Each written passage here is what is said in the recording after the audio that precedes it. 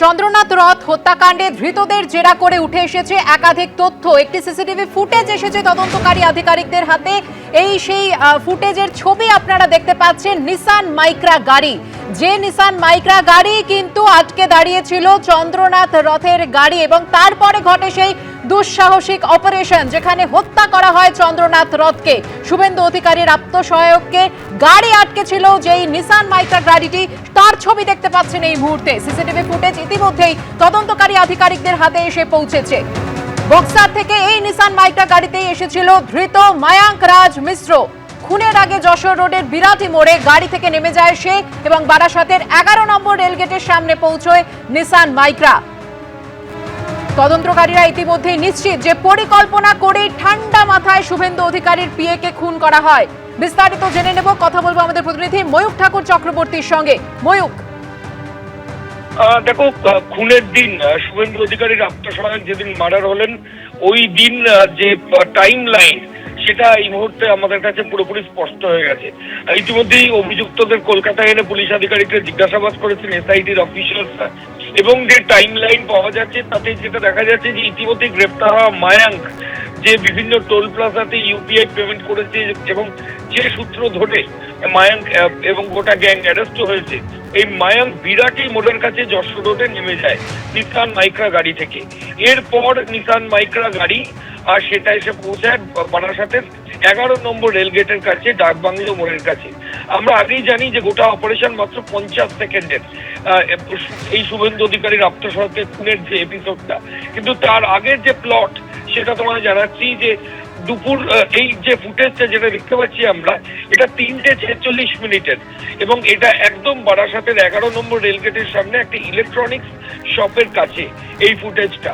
এরপর যেটা দেখতে পাওয়া যাচ্ছে 3:50 থেকে আর সন্ধ্যে 6:50 পর্যন্ত, অর্থাৎ প্রায় 4 ঘন্টা এই গাড়িটা নিসান মাইক্রা গাড়ি, যার নাম্বার প্লেট ট্যাম্পার্ড, যার ইঞ্জিন নাম্বার ট্যাম্পার্ড, যাতে করে অভিযুক্তরা এসেছিল, এই গাড়িটা এই বারাসাতের 11 নম্বর রেলগেটের সামনে দাঁড়িয়েছিল।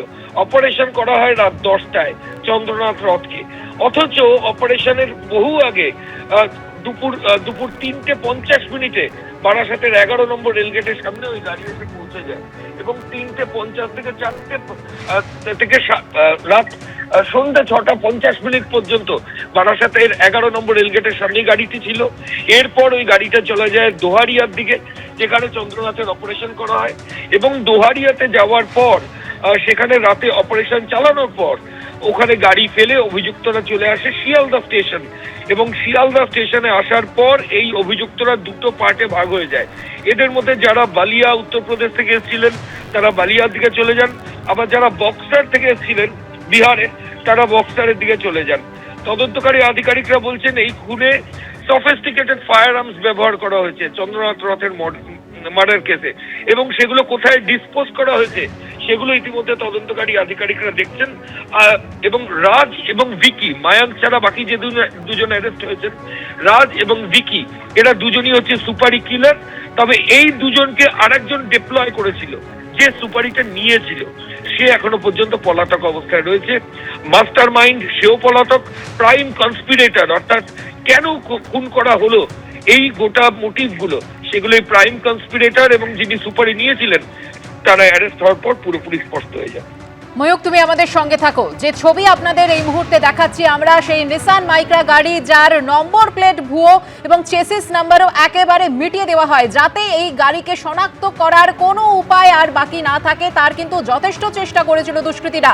ফুটেজ কিন্তু দেখা যাচ্ছে এই গাড়ি, যা চন্দ্রনাথ রথের গাড়ি, আটকায় রাস্তায়, এবং তারপরে ঘটে যায় 50 সেকেন্ডের সেই নিখুঁত অপারেশন, যেখানে গুলিতে ঝাঁঝরা করে দেওয়া হয় শুভেন্দু অধিকারীর আত্মসহায়ককে।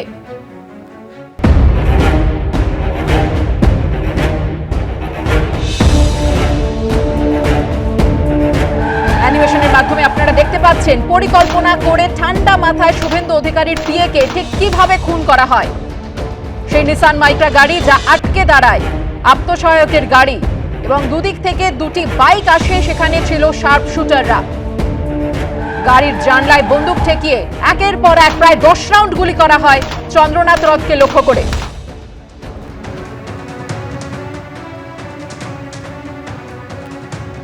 চন্দ্রনাথ রথ খুনের ঘটনায় আপনারা দেখতে পাচ্ছেন একের পর এক ফুটেজ, সিসিটিভি ফুটেজ যেমন তাদের হাতে এসেছে, অন্যদিকে কিন্তু ধৃতদের জেরা করেও একের পর এক চাঞ্চল্যকর তথ্য তদন্তকারীদের হাতে এসেছে। আর অন্যদিকে এই ঘটনার তদন্তে এবার সিবিআই এর পক্ষ থেকে 7 সদস্যের এসআইটি গঠন করা হয়েছে। ডিআইজি পদমর্যাদার অফিসারের নেতৃত্বে এসআইটি গঠন সিবিআই এর। বিধানসভা নির্বাচনের ফল ঘোষণার দুদিনের মাথায় 6ই মে বুধবার মধ্যমগ্রামে চন্দ্রনাথ রথকে যেভাবে একেবারে 50 সেকেন্ডে নিখুঁত অপারেশন চালিয়ে গুলিতে ঝাঁঝরা করে দেওয়া হয়, সেই ঘটনায় ইতিমধ্যেই পুলিশ 3 জনকে গ্রেফতার করেছে। তাদের ছবি আপনারা দেখতে পাচ্ছেন। এই ধৃতদের জেরা করে এবং একাধিক সিসিটিভি ফুটেজ খতিয়ে দেখে একাধিক তথ্য পুলিশ আধিকারিকদের হাতে এসেছে। আর এবার এই ঘটনার তদন্তে সিবিআই 7 সদস্যের এসআইটি গঠন সিবিআই এর। ডিআইজি পদমর্যাদার অফিসারের নেতৃত্বে সিট গঠন সিবিআই এর।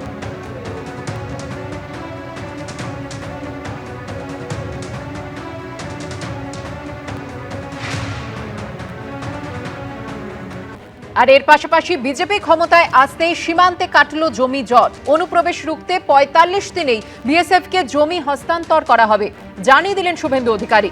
নতুন সরকারের এই সিদ্ধান্তে খুশি সীমান্তবর্তী এলাকার বাসিন্দারা।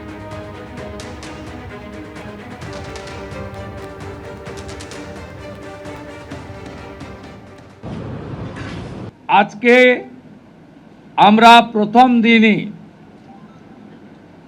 আমরা কেন্দ্রীয় স্বরাষ্ট্র দপ্তর তথা বিএসএফের সীমান্ত সুরক্ষিত করার জন্য জমি ট্রান্সফার প্রক্রিয়া আমরা আজকে অনুমোদন দিলাম।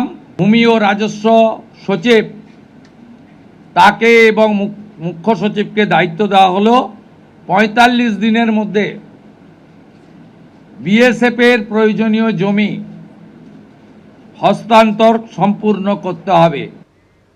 শুভেন্দু অধিকারী মহাশয় আমাদের যে মুখ্যমন্ত্রী, তিনি 45 দিনের কথা দিয়ে 45 দিনের মধ্যে তার বেড়া করেও দেখাবে। আমাদের কাঁটাতার লাগালে আমাদের সুবিধা হবে, আমাদের শান্তিতে থাকতে পারবো। মানে এখানে কি কোনোদিনই কাঁটাতারের বেড়া ছিল না? না, কোনোদিনই ছিল না কাঁটাতারের বেড়া। দেয় না দিদি করতে দেয়নি। এখান থেকে বাংলাদেশ থেকে কিভাবে যায়, গরু পাচার হয়। তার কাটা বেড়া হলে তো সুরক্ষিত হলে আমরা ঘুমাইতে পারবো, নাহলে তো ওই যে জাগনায় থাকতে হয়। ভয়ে থাকেন? রাতে কি পাহারা দেন?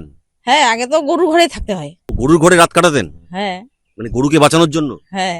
গত বছরে শুভেন্দু অধিকারী অর্থাৎ নবনির্বাচিত মুখ্যমন্ত্রী এখানে এসেছিলেন, সভা করেছিলেন, বলেছিলেন যে কি বিজেপি সরকার যখনই আসবে তারপরে এই তারকাঁটা নতুনভাবে তৈরি করা হবে। আমাদের তারকাঁটা ব্যান্ড হয়ে গেলে আমরা দারুণ খুশি এবং অতিরিক্ত যাকে বলা হয়। এবিপি আনন্দ, এগিয়ে থাকে, এগিয়ে রাখে।